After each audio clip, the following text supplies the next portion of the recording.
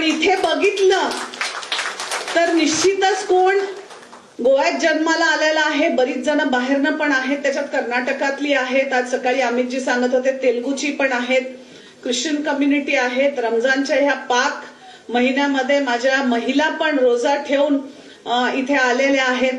त्यामुळे गोवा हे असं सर्व समाजाने एकत्र जमलेला एक प्रदेश आहे आणि ह्याला विसरलं नाही पाहिजे आपण. काँग्रेस पक्षाने ह्याला स्वातंत्र्य दिलं, ह्याला एक राज्य म्हणून नेमकी व्हावी म्हणून ह्या काँग्रेस पक्षाने राजीव गांधीच्या वेळेस त्यांचं भरपूर मोठा योगदान आज इथे विसरून चालणार नाही.